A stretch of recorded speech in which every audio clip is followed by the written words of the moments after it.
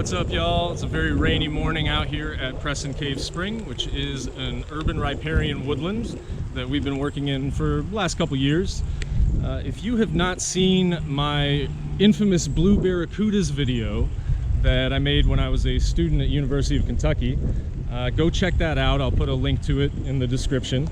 But that should pretty much give you an overview of what this place is and some of the issues with it, especially stormwater runoff from adjacent developments. This area that I'm walking through right now has been a restoration project for a little while, primarily the work of some retired volunteers. And you can see behind me here large piles of invasive honeysuckle that have been cut and removed. And now coming up on what I want to focus on today, which is this gully. As you can see, this is a pretty significant erosional feature. This is why I'm out here in the rain, is to show you this, that it's actively flowing.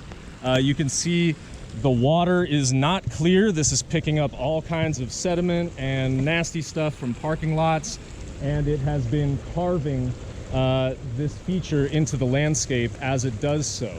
A pretty significant head cut going up to the train tracks. So this feature appears in the Blue Barracudas video. There's some shots of us doing some surveys, getting measurements of how large this is and what kind of flow is really coming through here. But what we're going to be doing over the next few weeks, couple months, is trying to construct some beaver dam analogs. We're going to be putting check dams in this gully to slow this water down, and all that sediment that it's carrying in it, rather than delivering that into the stream channel, hopefully that'll start backing up behind the beaver dam analogs, and we will see some aggradation as the channel starts to build back up. It's a theory. It's going to be something that we're going to have to watch over time, watch over several seasons. We're probably going to have to come back and adjust things. This is an experiment for me, and I'm really excited that we have the opportunity to do this. I think it's going to be a really cool project.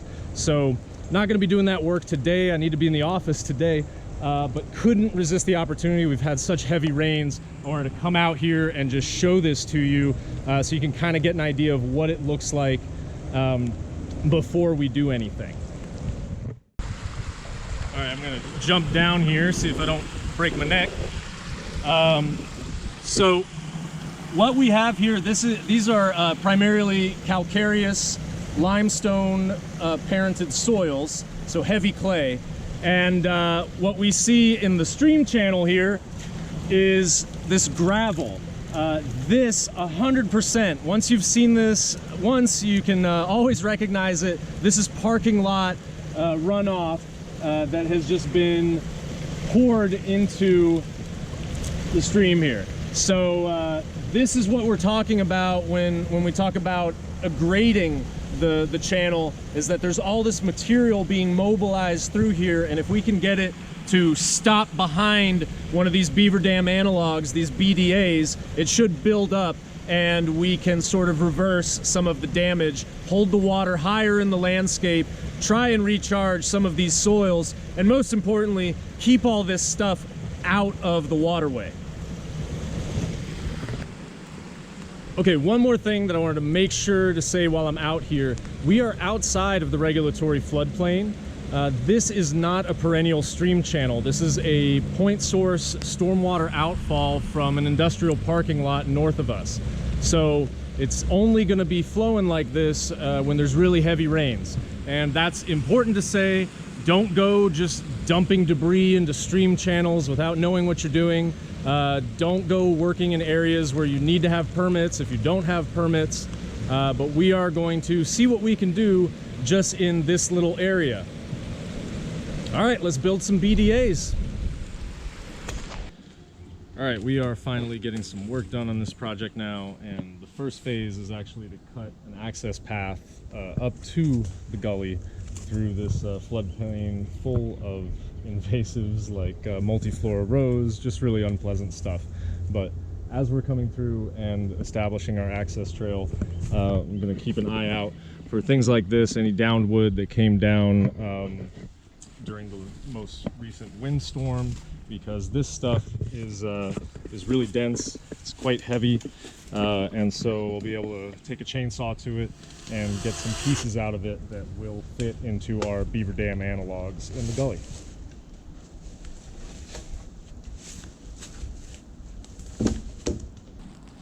All right, so we have managed to cut our way through to the project site. You can see behind me here, we're at our gully.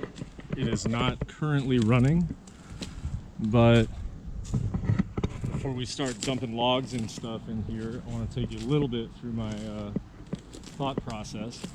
So we have the head cut right up here from where it's coming from the culvert under the train tracks. And so we already have a little bit of a strainer, a little bit of an impediment to flow building up here from where this large honeysuckle came down. So I think we're just going to augment that. We're going to pick this as our first little plunge pool. And we can see there's already a lot of aggregate material from the parking lots built up in this area, so we can kind of try to encourage that. So that's going to be pretty easy. And then as we come through, there's a couple other spots. Like you can see right here, this little stem of honeysuckle just kind of wedged itself right there, and there's a little bit of a plunge pool forming right on the other side of it, so that might be another spot that we can encourage. Certainly we have something similar happening here. So coming through with these beaver dams, we're not putting too much formal design work into it. We're just kind of looking at what's already happening in the channel, adapting to that, and if we can get just this main one kind of laid out today, maybe even start the second one, I'll be pretty happy. And then we'll wait through a couple rain events and see what happens.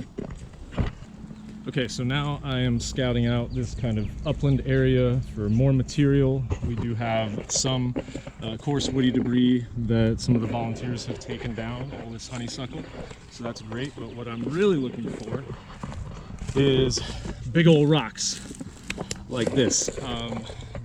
Even though we are on some shallow soils, as you might be able to see from some of the exposed bedrock there, there really isn't very much of this kind of debris out here, and so we're like, I don't know if you can see the homies moving on down there, but we're like 100 yards away from our project site, and I'm still considering hauling this thing back there because having a couple big rocks at the bottom of our structures, our in-channel structures, is going to be really conducive to success. So that's just hiking up my britches and definitely getting somebody else to help me carry this thing.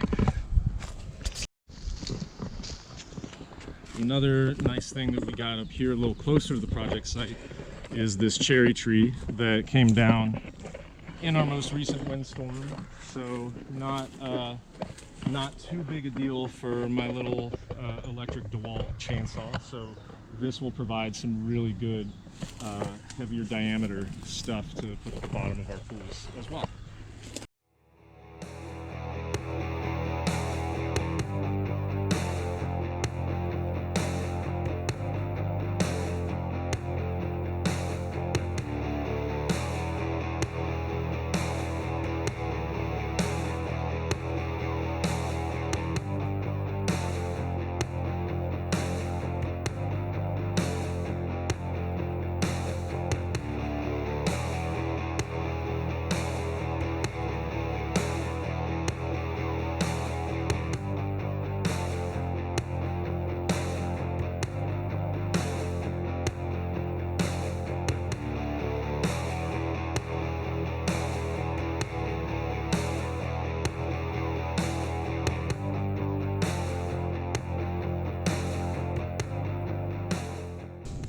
Okay, so we have got a pretty good start to our first little downstream dam, and we got most of what we need to get cleared out of here for our first one.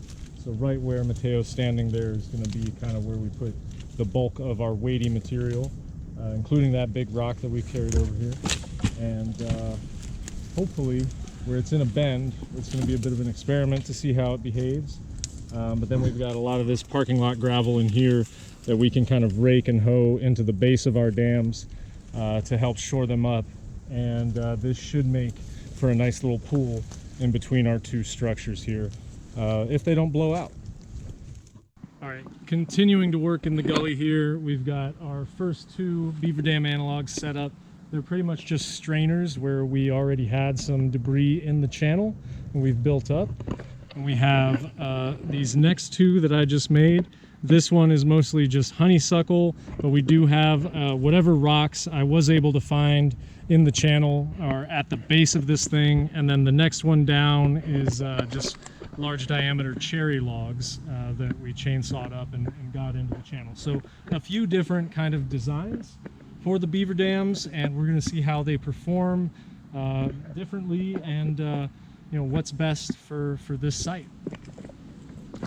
Okay, skip ahead. It has been 3 months since the last part of this video, so we've had some really flashy rain events. Some good gully washers have come through here, and all of our BDAs are standing up.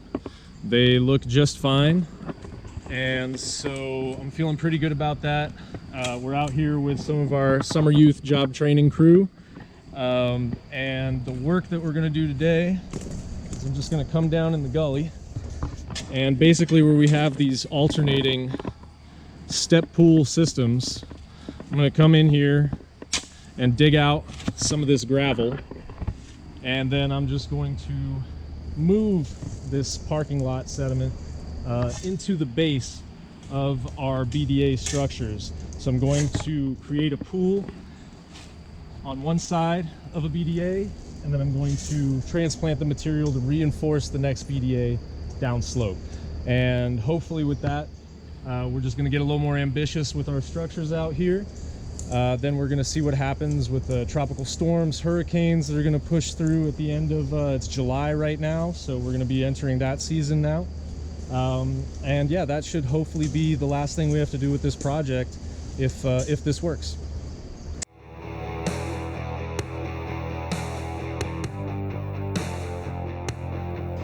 Okay, so as we're getting our beaver dams locked in here, I'm standing on our first strainer. I just wanted to show you how much deposition we've already had just upstream of that strainer. Now, some of this stuff was definitely here, but not all of it. So already, just at our first structure, you can see a massive amount of gravel, parking lot gravel, is backing up here. It's agrading the stream bed already. And so we have some of this material to play with as well. We might redistribute some of this, armor our banks a little bit, but most of our earth moving is going to be happening downslope. But you can see, we'll take you on a little tour here, if I can not kill myself walking on these, but Alejandro and Shreya have got this area already down pretty good here. Emerson is working on our next one here. He's got pretty deep, but he's on some bedrock, so he doesn't have much to work with. So this pool is probably nearing completion. And then Alex here has got our last one, and he's basically built like a hill. So this is going to be really strong. These are our cherry logs, so really dense beaver dam structure here. See what they look like from the other side. Yeah, just some logs. So, you know, this soil is going to fall through. It's not going to stay really stable like that, although he's added a bunch of rocks and stuff. But if we can get water to pool in this area and just keep a couple of little step pools in here and maybe infiltrate some of that water, this is going to be really cool. It's certainly going to look a lot different. It's going to function a lot different in this gully. So excited for that. And if these work out really well, there's plenty of room for us to keep going down the channel. All right, so it is now November, because apparently that's how long it takes me to make these videos. And it's been raining pretty good for about a day and a half. So I'm not gonna keep you in suspense. Let's take a look at the gully.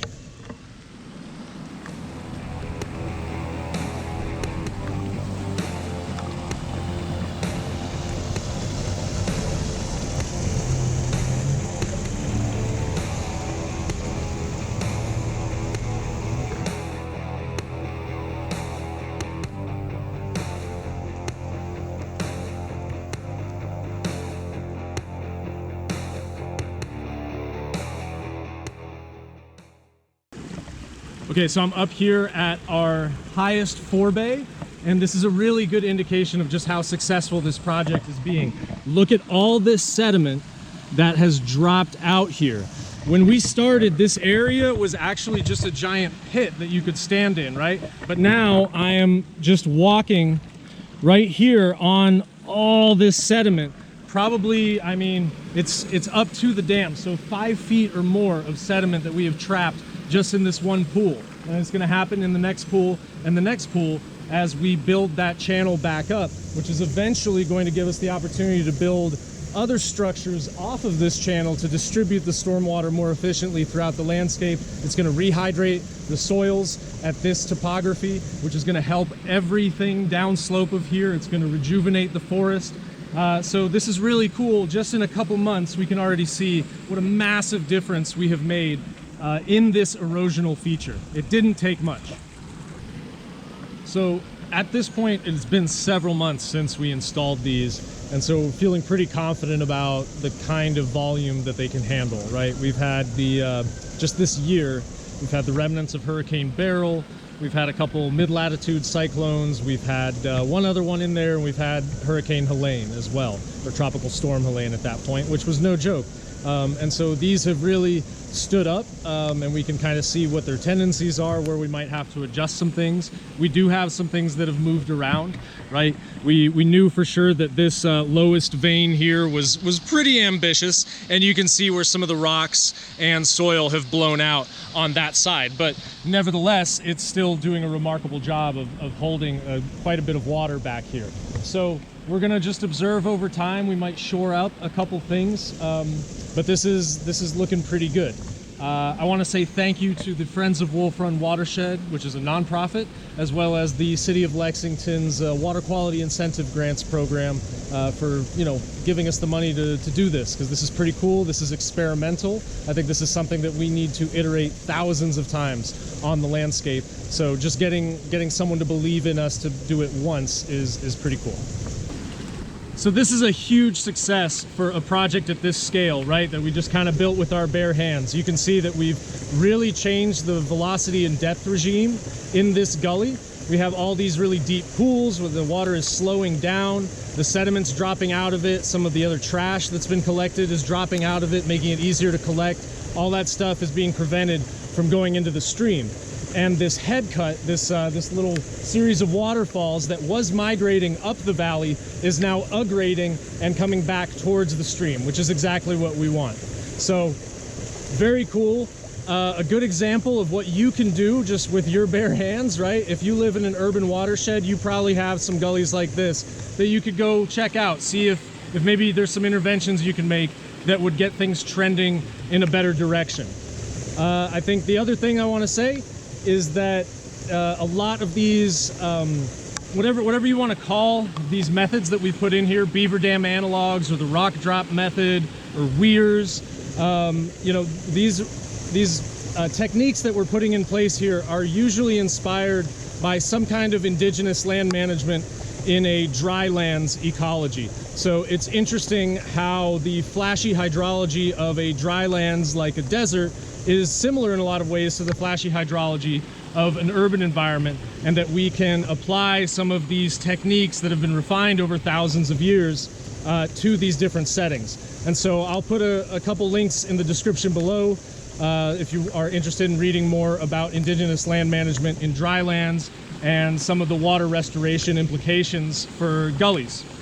I guess the last thing I want to say is that Geomancer is not a YouTube channel. As you can see, we are a company that is really out here with our hands in the dirt. And if you want to support our work and help us do increasingly more ambitious projects like this, the best thing you can do, subscribe to the YouTube channel, subscribe to the Patreon. Really shout out to those people who are making this possible. I think we're going to keep doing more interesting things, and it's going to be really fun to document. So thank you, and we'll see you next time.